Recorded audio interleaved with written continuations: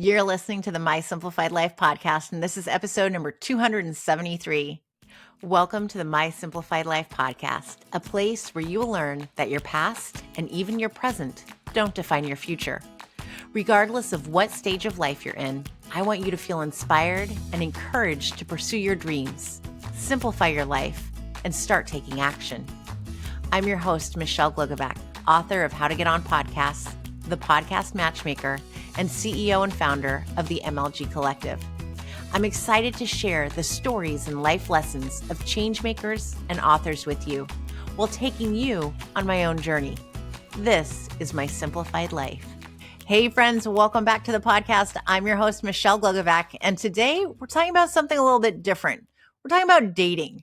How to be dateable. I have the hosts of the Dateable Podcast, Julie Krafchick Yue Xu, and we're talking about how they came up with writing this book, how they came up with their podcast, how they came together to have the longest relationship between the two of them, not as partners, but as podcast hosts and as friends.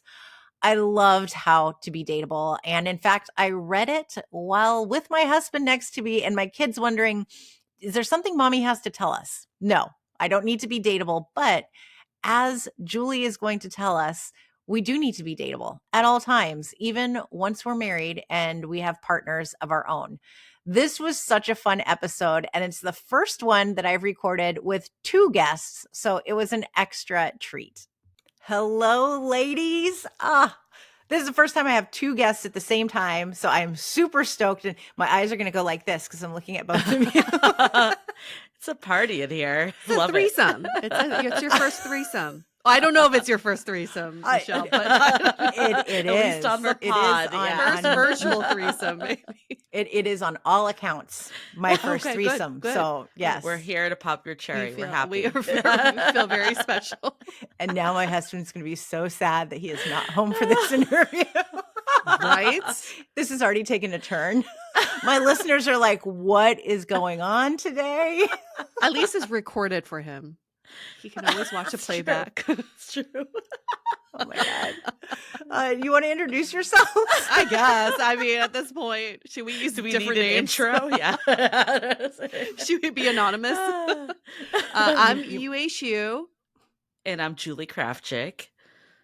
The host of the Dateable Podcast.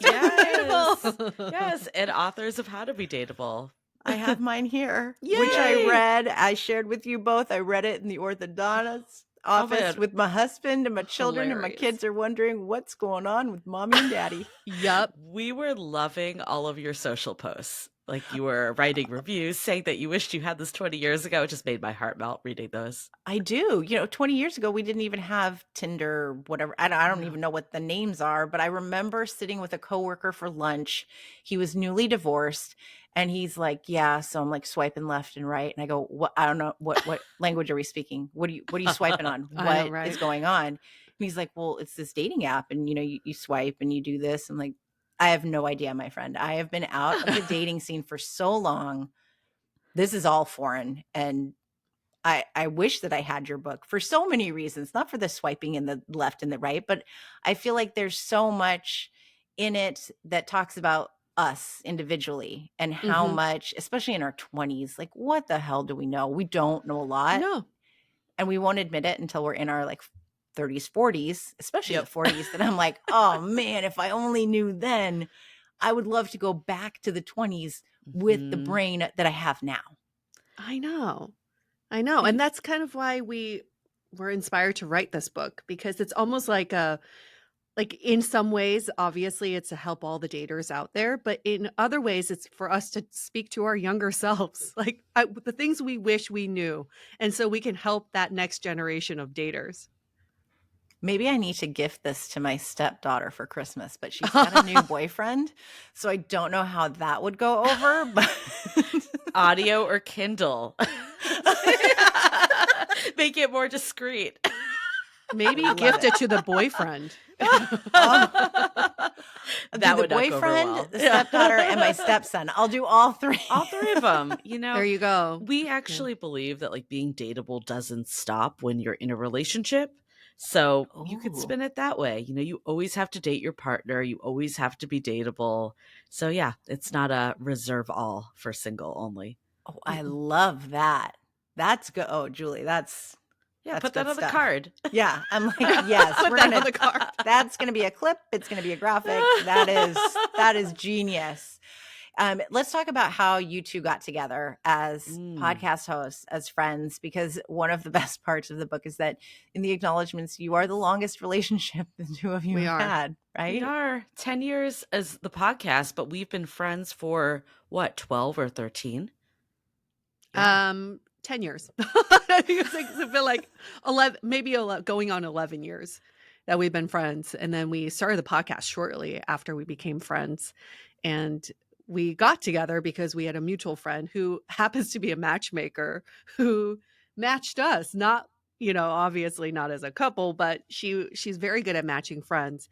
And as soon as Julie and I met, we just couldn't stop talking. Like we just not just about life, but really about dating. And I had just moved to this new city in San Francisco, and Julie and I were just sharing kind of our stories. And both of us concluded that we didn't know what was going on with modern dating. Nobody had it figured out.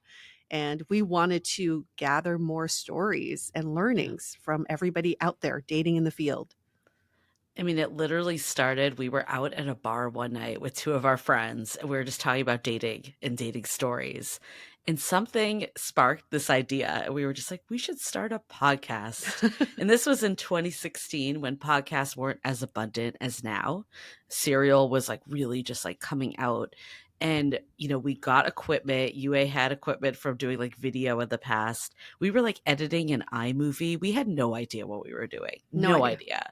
And we just interviewed friends and heard their stories. And I think it was actually really important that it started out that way of just getting a pulse of like what people were going through, because we would not have been able to write the book today had we not done that like research, I guess, and talked to thousands of daters and heard their perspectives and their struggles and their triumphs and the magic that comes from dating, like the whole gamut. We would not have been able to synthesize and like see what are kind of the larger issues with modern dating, and then how do you make it work for you. So, what would you say the largest issue with modern dating is? I think the largest issue is that people are so focused on being good at dating that Yeah. they forget to get good at connecting, which is Yeah. ultimately what we're looking for. I think we're so wrapped up in the game of dating and in the culture of dating, we forget the end goal, which is for most people we spoke to, is to seek deeper connections with someone and to feel seen and heard with someone, to be your most authentic self with someone. But for all of those things to happen, you don't need to be good at dating to accomplish that. And the I feel like that culture. translates to friendship too, like to Oh, yes. everything in Oh, life, especially totally. right now. Yes. So this is a friendship book too, you guys. It is. I think this disposable dating culture too, because of apps. I'm pro app. I met my partner on an app that I've been with for over 3 years. So I think they absolutely can help you meet people. But there's a lot of stuff. I mean, think about like any time on the internet, people just kind of get nasty on the internet because it's Mhm. anonymous. You can say and do whatever you want. Like I always think of, we had this guest that was a friend of UA's that came on, and she was talking about like how in every other part of life, she is a go-getter. She is on it. Like she gets a business contact. She's going to make the plan, set it up with friends that way. But then in dating, because like everyone else is kind of lukewarm and doing bad dating behavior, she kind of starts to succumb to the lowest common denominator, is what she called it. So like if everyone else is acting in this way, I'm going to do the same. So I'm going to start ghosting because other people are ghosting me. And we were like, that is what's wrong with dating right now, is that everyone feels like they need to like act a certain way to date. But really, like we've learned from Dateable, is it's actually the opposite. Like if you can push out of that and not be confined to like how you're supposed to do it, that's when the magic happens. And that brings us to the example in the book of UA where you found yourself doing these things where you were like, I don't know if we would say playing hard to get, but you weren't like returning the text in the right amount of time. Yeah. And then when you were like, oh, I really like you, the guy's like, what? Huh? That's not how you're acting. Yeah, it's a very confusing culture of modern dating because we talk about this phenomenon called relationship chicken, where it was like we want to get into a relationship, but we do everything we can to show the least amount of interest, thinking that's what's going to elicit more interest. It doesn't make any sense. I used to think like if someone takes a few hours to text me back, I'm going to wait 2 days just to show them that I'm also equally as busy and unavailable. But why? Like in a relationship, if your partner texts you, you wouldn't be like, I'm going to pretend I'm unavailable so that they like me more. No, you'd be like, I'm texting you back right away. So we do these things in dating. It goes back to why we think you don't need to be good at dating in order to be in a relationship. So we do all the opposite things. Like we don't do dating like we would do a relationship. I love it. I loved all of your examples. I loved the one gal who was doing all these coffee shop dates. Oh, And Yes. it was like within 5 minutes she was done. I'm going, well, she couldn't Uh-huh. even finish her cup of coffee. Like this makes Uh-huh. no sense to me how you could order your coffee, sit down and be like, peace out. I got somewhere else to go. And then she meets the guy up again doing something else. And then it's like sparks and, oh, I really do like you. You're nice. I was like, yeah, duh. You spent 5 minutes with him in the coffee shop and you didn't give him a chance.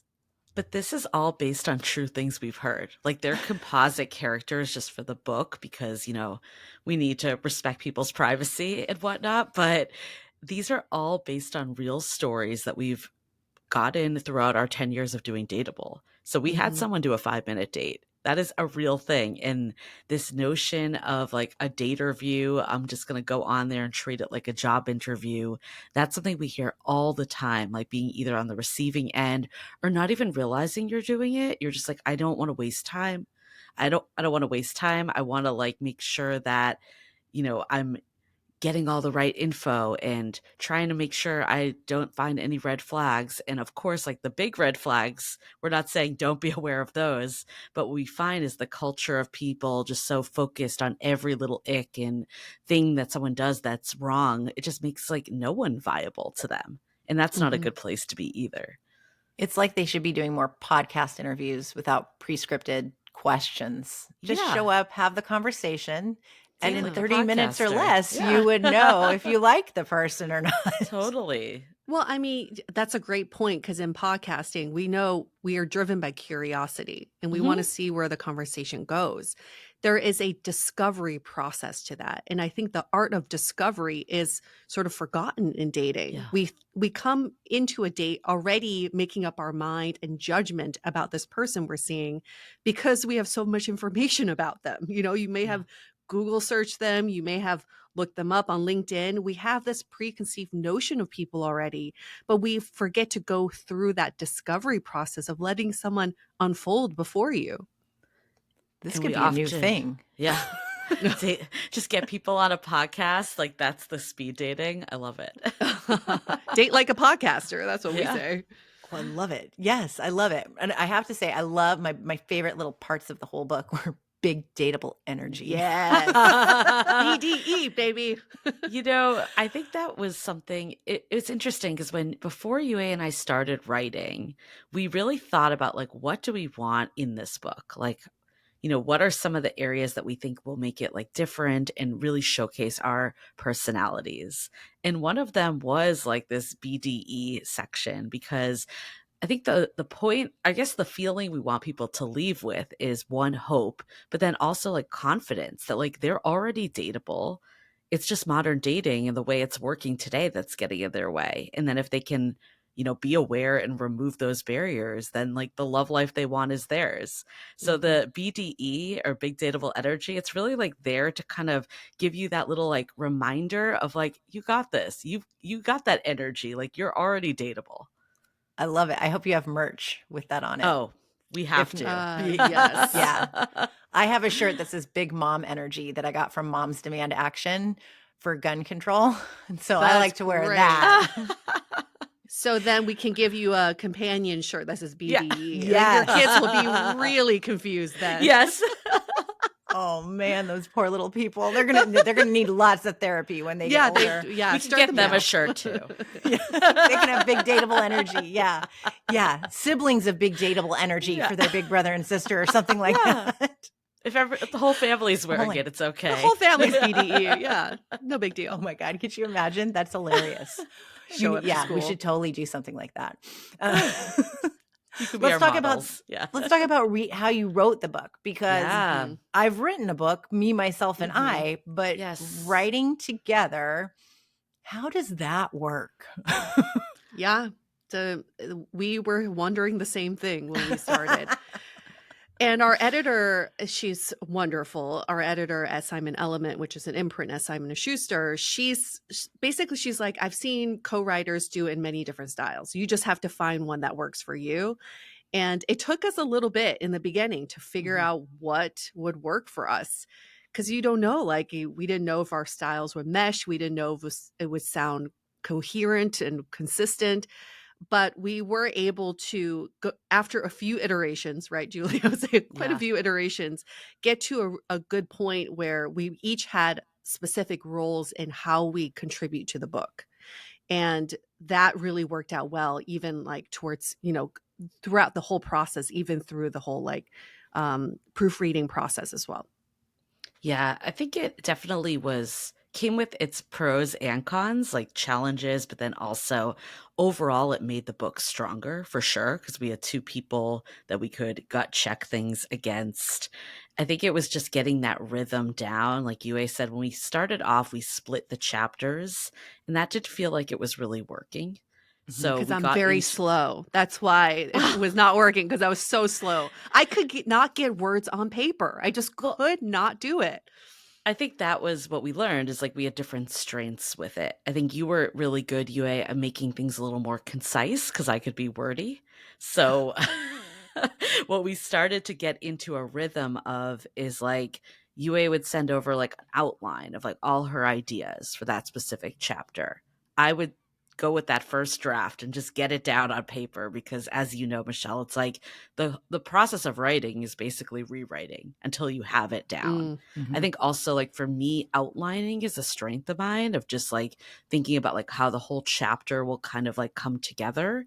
So taking what Yue's thoughts were in her like rough outline, putting it into a larger outline for the chapter, giving it that first pass, then it went to Yue to add anything in to make it shorter, more concise, all that. And it was like a rinse and repeat a couple times. And that seemed to work better for us than the split. And then you have like each chapter, it reminded me of mine too, because each chapter had a format to it.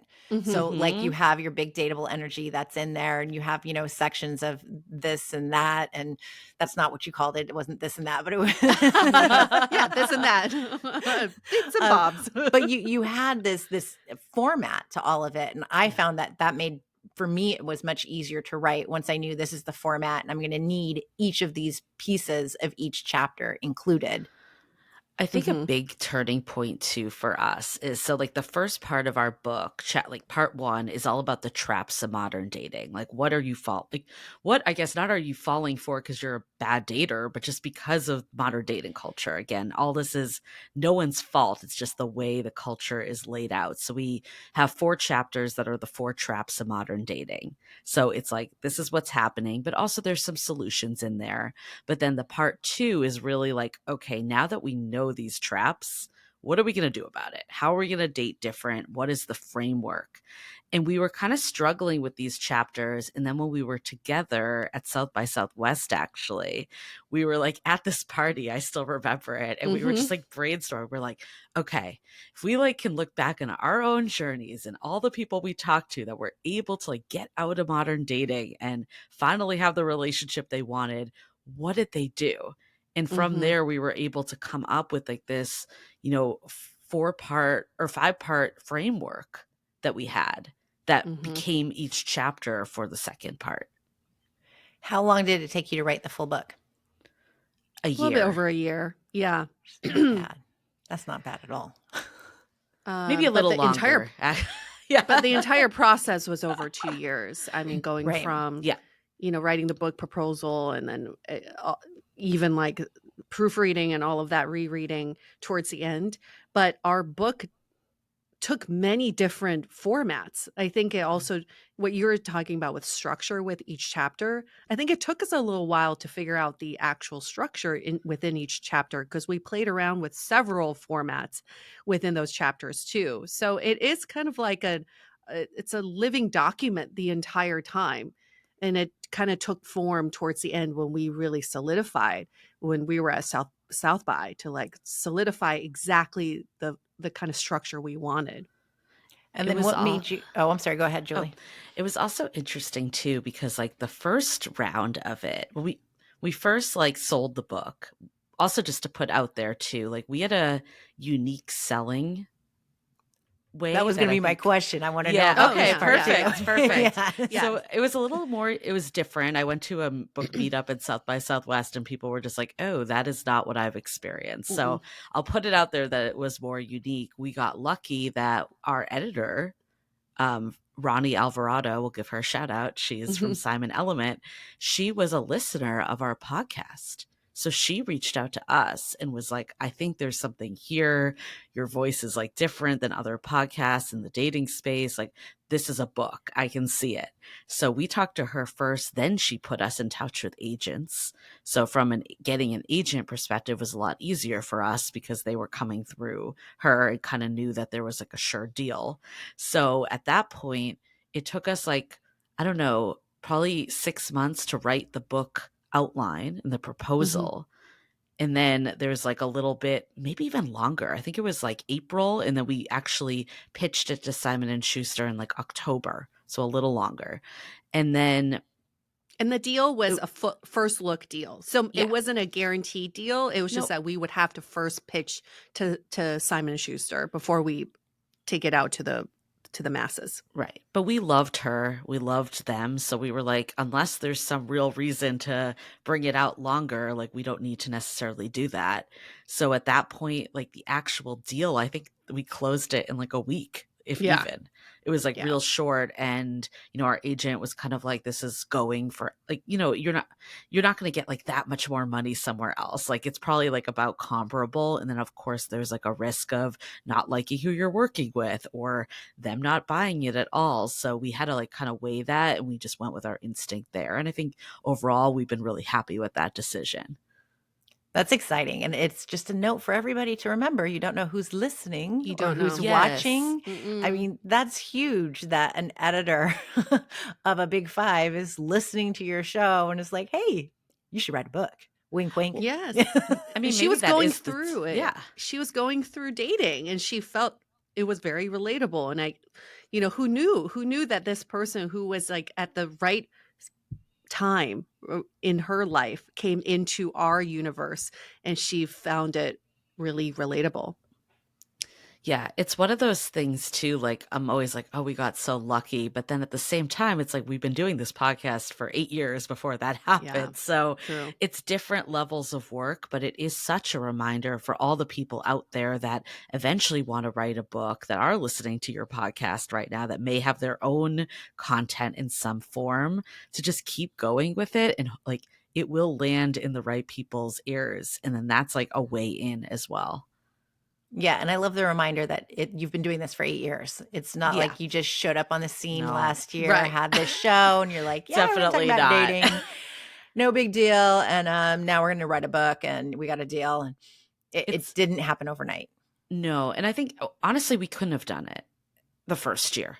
Like we didn't know enough. Like we needed that 8 years to build the knowledge and to talk to thousands to tens of thousands of daters and really get that research of like what's happening. Like if we had just wrote this book the first year we were doing the podcast, it would have been so different, and not in a good way. Different.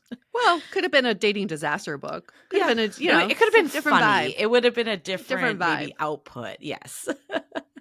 So since you mentioned the 8 years together and doing this and then 10 years of friendship, I want to talk about too, because we talked about this off air, of the fact that you're both not in your 20s. And for people who think that you don't know dating or you haven't experienced life, we are all in our 40s here, everybody. Hell yeah. Mm-hmm. Michelle was like, I was so surprised. Yeah. I always said, because I just have you, even though I've known you for years, I have you in my head, like that you're not my age.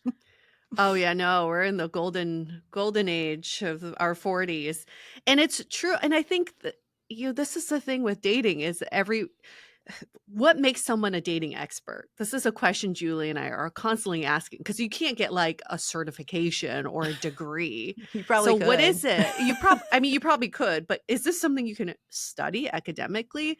You kind of have to do hands-on on the job training with something like this. And we feel like to make someone a dating expert, which is now we can confidently say we are, is one, we've been out there, we've done it, we've experienced dating. And two, we've been able to use that experience into actionable learnings. And that's kind of how we frame the book too, is like, yeah, our degree in dating is from doing the podcast, it's from being out there dating in the field. Yeah. And then the expertise comes from synthesizing that information into actionable learnings so people don't have to repeat the same mistakes that maybe we have. And all the people, what's actually interesting, this is where I was going before and then got derailed by our selling story. But when we were writing the book, there's a quiz in the book of what is your dating archetype, the type of dater you are. And, again, like from all the people we've talked to, we've been able to kind of see these like 5 buckets that people tend to fall into of their behaviors when dating and attitudes and their approaches overall. And what was interesting is this was a little further back in our book originally. And we did the whole like manuscript turn in.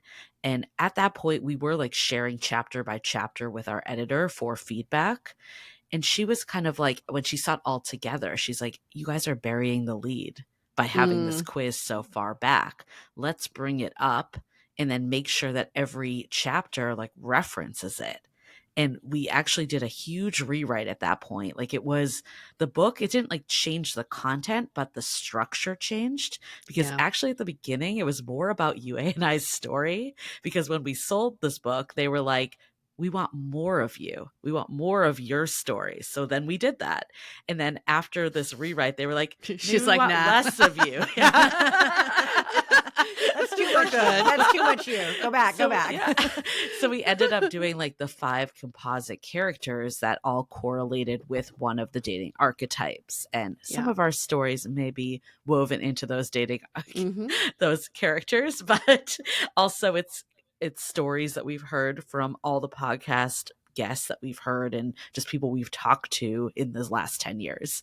And it was really interesting though, like how the structure just changed with that, but it ended up being so much better.